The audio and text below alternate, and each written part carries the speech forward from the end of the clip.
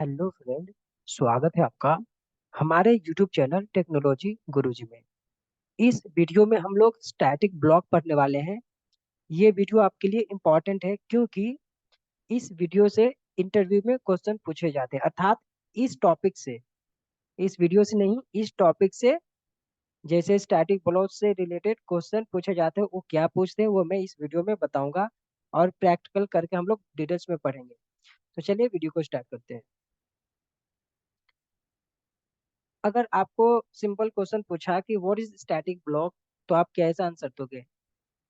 हमेशा याद रखना, स्टैटिक ब्लॉक का भी यूज हम लोग बिजनेस लॉजिक को लिखने में करते हैं। जैसे आप कंस्ट्रक्टर का मेथड का इंस्टेंस ब्लॉक का यूज करते थे बिजनेस लॉजिक को लिखने के लिए, वैसे ही स्टैटिक ब्लॉक का भी यूज हम लोग बिजनेस लॉजिक को लिखने में करते हैं। लेकिन आप पूछोगे कि सर फिर मेरे को बेनिफिट क्या हुआ अगर मैं यही काम को मैं मेथड से स्टैट इंस्टेंस ब्लॉक से या फिर कंस्ट्रक्टर से अगर करता हूँ, तो फिर मुझे बेनिफिट क्या हुआ स्टैटिक ब्लॉक पढ़ने का? देखो, हमेशा याद रखना, स्टैटिक ब्लॉक कब एग्जीक्यूट होगा? जब आपका क्लास लोड होगा। तो बेनिफिट हो रहा है ना आपको? बेनिफिट क्या हो रहा है कि आपको स्टैटिक ब्लॉक एग्जीक्यूट करने के लिए ऑब्जेक्ट बनाने की जरूरत नहीं पड़ रहा है। क्यों? क्योंकि ये कब कॉल होगा? जब आप क्लास लोड हो करोगे, आप नहीं, जेवीएम। जैसे क्या होता है ना कि आपने जो भी कोड लिखा, ये आपके हार्ड डिस्क में स्टोर हो जाता है, वहां से जेवीएम क्लास लोडर को बोलता है उसको लोड करो। तो जैसे ही डॉट क्लास फाइल को लोड करता है, उसी टाइम में आपका स्टैटिक ब्लॉक एग्जीक्यूट हो जाएगा।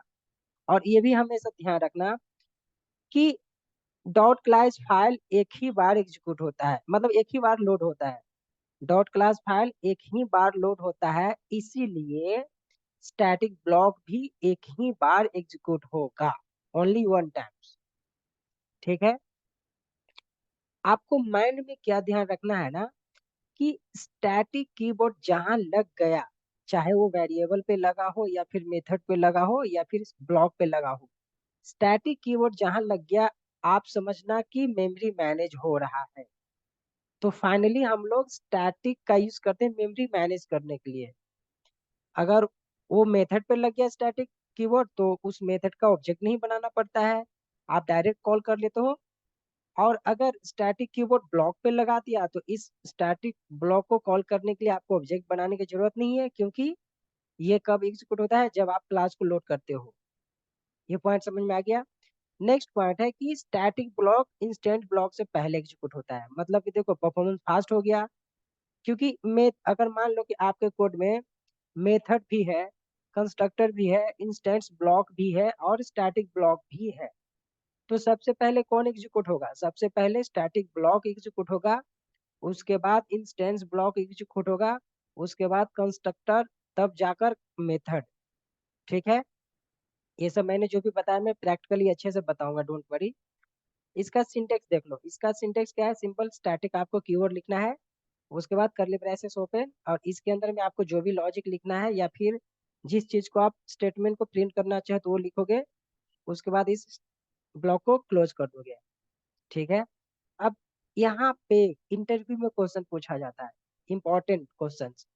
आपको क्या पूछेगा ना कि मैं ये इंटरव्यू क्वेश्चन बता देता हूँ, उसके बाद मैं प्रैक्टिकली समझाऊंगा, डोंट वरी। यहाँ पर इंटरव्यू में क्वेश्चन क्या पूछेगा कि can be execute any statement without main method. मतलब क्या बोल रहा है ना कि बिना मेन मेथड के हम कोई भी स्टेटमेंट जावा में एग्जीक्यूट कर सकते हैं क्या? तो आपका आंसर पहले यस होना चाहिए। पहले क्या करोगे? यस आंसर दोगे, उसके बाद आप मेंशन कर देना। मेंशन क्या करोगे कि yes, main block without main method के stat by using static block, आप यस लिखना, फिर बोलना by using static block we can print any statement without main method. But, यहाँ पर बट इंपॉर्टेंट है। बट ये कब तक काम करेगा? 1.6 वर्जन तक ही काम करता है। मतलब कि अगर आपका जेडीके 1.6 वर्जन है तो ही ये काम करेगा। अगर 1.7 के बाद आपको मेन मेथड लिखना कंपलसरी है। तो ये पॉइंट समझ में आया आपको? मैंने क्या बोला? मैंने बोला कि without main method any statement को प्रिंट कर सकते हो जावा में बाय यूजिंग स्टैटिक ब्लॉक, लेकिन ये फैसिलिटी कब तक है? 1.6 वर्जन तक। अगर आपके पास 1.JT का 1.7 है तो फिर आपको मेन मेथड लिखना जरूरी है। विदाउट मेन मेथड कोई भी स्टेटमेंट प्रिंट नहीं करोगे आफ्टर 1.6, मतलब कि टिल 1.6 तक चलेगा। ठीक है, अब इस चीज को मैं प्रैक्टिकली बताने जा रहा हूँ। मैंने इक्लिप्स ओपन कर दिया। सिंपल, मैं क्या कर रहा हूँ, एक स्टैटिक कीवर्ड लिखूंगा। स्टैटिक कीवर्ड, इसको कर्ली ब्रैकेट ओपन क्लोज। ये मेरा है स्टैटिक ब्लॉक। ठीक है, इसके अंदर में मैं कुछ प्रिंट कर देता हूँ। इसके अंदर में मान लो कि मैंने लिखा स्टैटिक ब्लॉक। अब बताओ, इसको कॉल करने के लिए कोई ऑब्जेक्ट चाहिए क्या? नहीं, क्योंकि ये कब एग्जीक्यूट होगा? जब आपका क्लास लोड होगा। तो इसको सिंपल सा रन ऐसा करोगे ना, आपका आउटपुट आ गया स्टैटिक ब्लॉक। अब बताओ यहाँ पे कितना बेनिफिट हो रहा है। आप तो मेमोरी मैनेज कर रहे हो, क्योंकि आप ऑब्जेक्ट नहीं बना रहे हो, इसका मतलब मेमोरी मैनेज कर रहे हो। तो बेनिफिट है ना स्टैटिक ब्लॉक यूज करने का। इस स्टैटिक ब्लॉक के अंदर में आप जो भी बिजनेस लॉजिक लिखना चाहते हो लिख सकते हो। समझ में आया स्टैटिक ब्लॉक क्या होता है? अब मैं एक अच्छा एग्जांपल बताने जा रहा हूँ, इसका स्क्रीनशॉट निकाल लो। मान के चलो कि मैंने इस क्लास के अंदर में एक मेथड लिया, M1 नाम का एक मेथड लिया, और इस मेथड के अंदर में मैं कुछ प्रिंट कर लेता हूँ, M1 मेथड। अब इसके बाद अब कंस्ट्रक्टर लेता हूँ। कंस्ट्रक्टर क्लास का नेम सेम होना चाहिए, तो एक मैंने कंस्ट्रक्टर लिया। अब इसके अंदर में सिंपल मैं प्रिंट करता हूँ कंस्ट्रक्टर। अब एक मैं इंस्टेंस ब्लॉक लेने जा रहा हूँ। तो इंस्टेंस ब्लॉक का क्या होता है? Curly braces open close.